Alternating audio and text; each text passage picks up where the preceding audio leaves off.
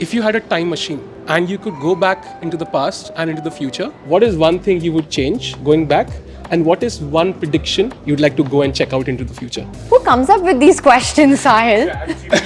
That's ChatGPT, yes, totally not me. I think I would want to first go back to my past, but I wouldn't want to change anything. I mean, maybe I can come up with a few things, but I think overall I feel that wherever I am today, it's sort of been shaped up by all the decisions and everything that's happened. While I would go back to the past to just maybe look at some things, relive some of those memories, including, the Olympiad win, one of them, some of the big moments in my own personal life as well. So I might just do that to relive it, not to change a thing, and I wouldn't want to go into the future and know anything. Okay, I would never change anything, because if you change one thing, all the butterfly effect, it all collapses. Maybe I would have different children, or I don't know, suddenly, like imagine where I became second in under 12 championship, I would become first. So somehow then I would not make it to top 10, Maybe that would be actually also not bad, but I kind of like how it all turned out, so I don't want to change anything. For the future, well, I'm really curious, and mostly now from the technological point, not from the chess point of view. That's not something I'm too curious about. So, for example, with the AI, there's now a big debate, if you could,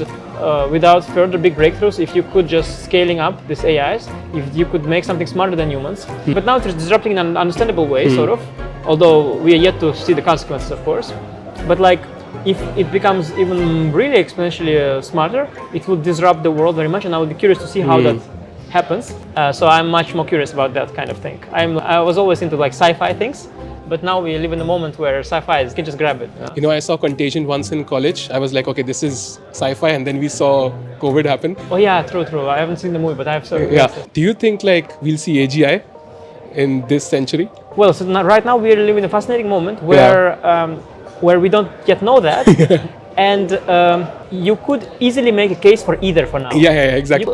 They're saying you can never become smarter than human because humans are special, And that's a very good statement that doesn't need, it's like an axiom, it doesn't need any arguments. They say these unargumented things where they just say that, no, this is just a device, it has no human soul in it, therefore it cannot. But you could also make a case for okay, what is the human soul? Maybe it's also just electricity, in some sense. True. If you did it through our electricity with neurons, why can't you do it through the computer? You can make a case for either right now, and right now you really don't know which way it is. It's a fascinating time where we are did the coin toss, it's tossing the coin, and it will fall one way or the other. And especially if it falls in the way that we have this something really much smarter than humans. It's really fascinating to see what impact it will have, because you have also these, of course, especially these people who are from those companies, they're oh, it's going to be great, you can do more things than ever, you'll go explore space, you'll not have to do any boring job, you'll have a great time, so just let us, give us, more GPU for free. Bruh. And it's all good.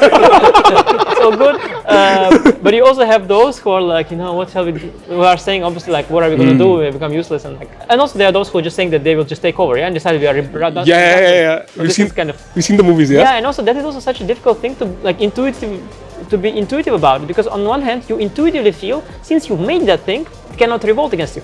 Already with, for example, your children, sort of made it. Oh, that's a good point. They can sort of that's a good point. The way when they are babies, you can never imagine they do anything. How can you ever imagine this little baby ever not doing something you wanted to do? That's a great point, ever, right? If you it's obviously gonna live and you are just carrying it, and you making sure it stays alive. And of course, you can feed it a carrot. If it wants chocolate, you cannot give the chocolate. But at some point, it becomes an individual. True. It will just say, "I don't want the carrot anymore. I want chocolate," and there's nothing you can do about it. And then you can say that, yeah, but you remember how it was before? They'll be like, no, I don't remember it. Oh, and that's kind of similar with you can't imagine why it would revolt, because you program it to do good, but I mean, who knows? And it's a kind of fascinating sci-fi thing for now. I'm really into these topics.